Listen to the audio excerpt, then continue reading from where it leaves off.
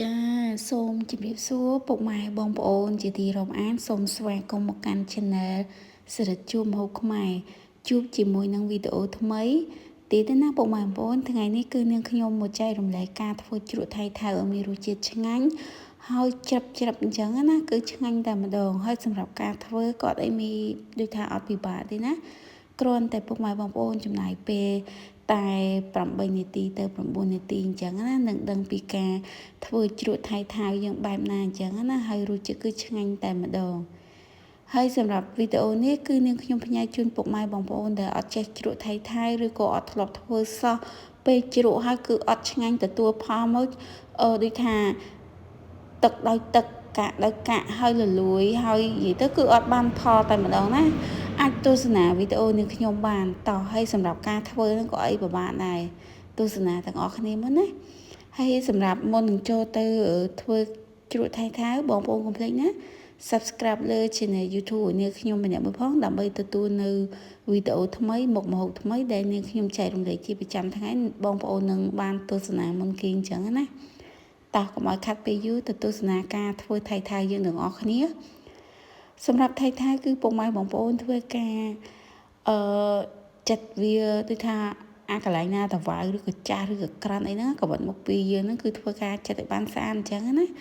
សម្រាប់ជ្រក់ថៃនេះប្រសិនបើពុកម៉ែបងប្អូនមានអាទូដូចថាមើមតែដោះអីអញ្ចឹងក៏ឆ្ងាញ់មួយយ៉ាងដែរប៉ុន្តែអ្នកលក់គឺដូចថាគេត្រូវតម្រូវ1ខែឬក៏2ខែដកអញ្ចឹងណាឥឡូវហ្នឹងគឺធំមែនតើនាងខ្ញុំយកទិញគេចំនួន2គីឡូពុកម៉ែបងប្អូនដើម្បីយកមកធ្វើជ្រក់ថៃហើយសម្រាប់ថៃហ្នឹងគឺនាងខ្ញុំប្រងតែជ្រក់ទាំងឆ្លឹកតែម្ដងបងប្អូនមិនតែឆ្លឹកវាគឺសុទ្ធតែសត្វល្អិតទូទុំនៅស្លឹកអញ្ចឹងណាអញ្ចឹងគឺអត់ល្អទេអញ្ចឹងនាងខ្ញុំក៏អត់យកស្លឹកទេសម្រាប់ចិត្តគឺអត់យកស្លឹកតែម្ដងណាហើយសម្រាប់មើមថៃគឺពុកម៉ែបងប្អូនពុះជា2ជា4ដូចខ្ញុំអញ្ចឹងណាកន្លែងណាមានតវ៉ៅមានក្រិនអត់ស្អាតហ្នឹងគឺធ្វើការចិត្តចោលទៅហើយធ្វើការសម្អាតថៃយើងហ្នឹងគឺឲ្យបានស្អាតល្អអញ្ចឹងណាលាងទឹក3 4ទឹកអីអញ្ចឹងទៅដើម្បីឲ្យថៃយើងហ្នឹងគឺដូចថាបានស្អាតដីស្អាតអីអញ្ចឹងណាហើយសបានល្អអញ្ចឹងណាបន្ទាប់ពីលាងទឹកយើងរួចរាល់ហើយធ្វើការដាក់អំបិលយើងហ្នឹង1ស្លាបព្រាបាយកន្លះពុកម៉ែបងប្អូនហើយធ្វើការយកដៃយើងអញ្ចឹងទៅច្របាច់ដូចខ្ញុំអញ្ចឹងណានាងខ្ញុំអត់មានស្រោមដៃទេព្រោះអីស្រោមដៃវាបានដាច់លហែកអញ្ចឹងណាហើយអត់បានតេញទេអញ្ចឹងហើយគឺនាងខ្ញុំធ្វើការច្របាច់ជាមួយដៃតែម្ដងប្រសិនបើពុកម៉ែបងប្អូនមានស្រោមដៃក៏កាន់តែល្អអញ្ចឹងណា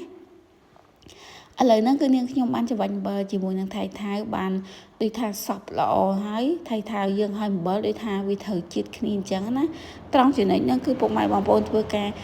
ផ្អាប់ចោលកន្លះថ្ងៃឬក៏1ថ្ងៃអីអញ្ចឹងណាបងប្អូនមើលទៅនាងខ្ញុំដូចថាបានផ្អាប់ច្របាច់អំបិលហ្នឹងពេលព្រឹកពេលល្ងាចឡើងម៉ោង4ហ្នឹងគឺនាងខ្ញុំលាងទឹកចោលអញ្ចឹងនេះ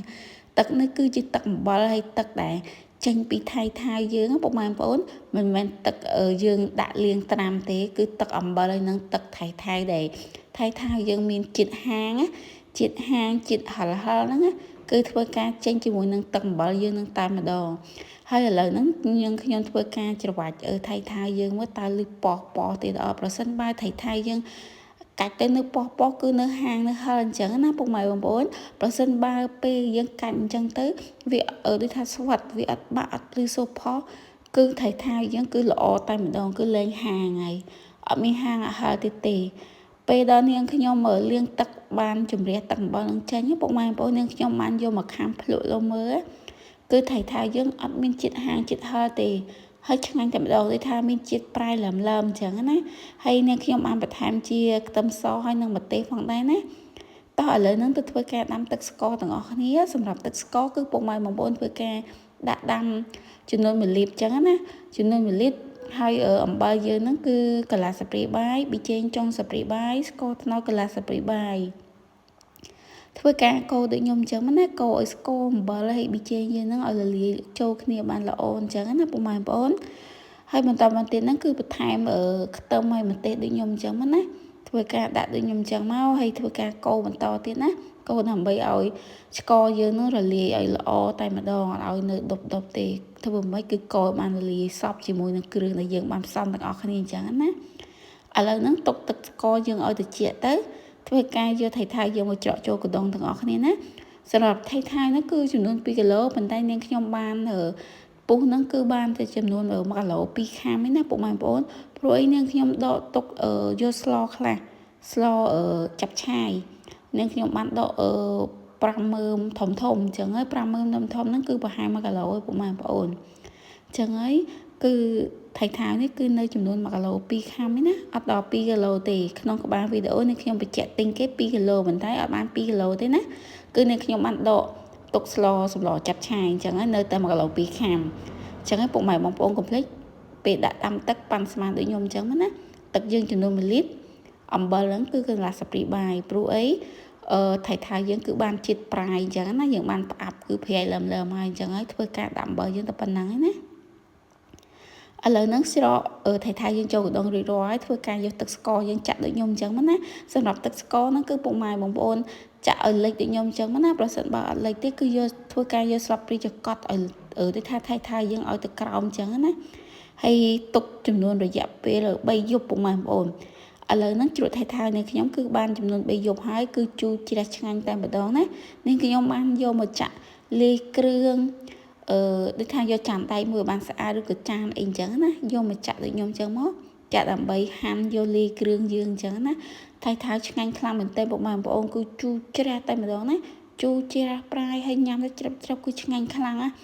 ហើយសម្រាប់ការធ្វើជ្រក់ថៃថៅនេះនឹងខ្ញុំសង្ឃឹមថាពុកម៉ែបងប្អូនបានទស្សនាហើយនឹងអាចធ្វើបានណា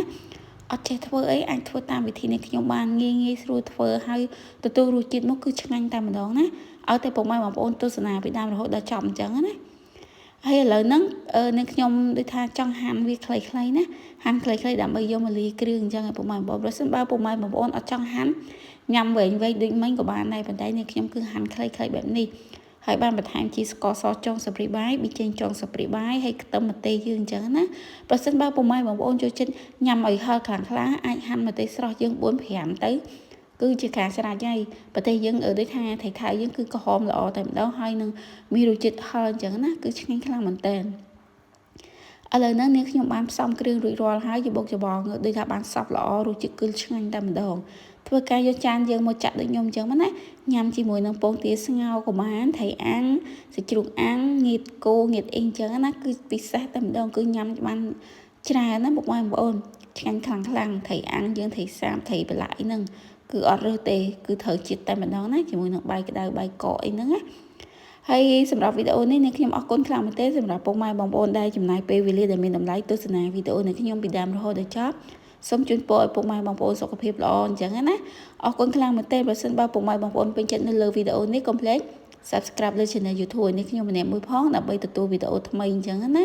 ហើយ like ឲ្យបានច្រើនអញ្ចឹងពុកម៉ែបងប្អូនដើម្បីឲ្យលោកតាលោកយាយលោកអ៊ំពុំមីងក៏អត់ធ្លាប់ធ្វើឲ្យគាត់ទៅយកទៅសាកទាំងអស់គ្នាអញ្ចឹងណាថាការធ្វើជ្រក់ថៃថៅយើងងាយទេហើយរសជាតិគឺឆ្ងាញ់តែម្ដងសម្រាប់វីដេអូហ្នឹងគឺនាងខ្ញុំសូមតំបត់បញ្ចប់ត្រឹមហ្នឹងហើយអរគុណពុកម៉ែបងប្អូនសូមជម្រាបលាចាំជួបគ្នានៅវីដេអូក្រោយនៅមុខម្ហូបថ្មីនៅថ្ងៃស្អែកអញ្ចឹងណាសូមអរគុណ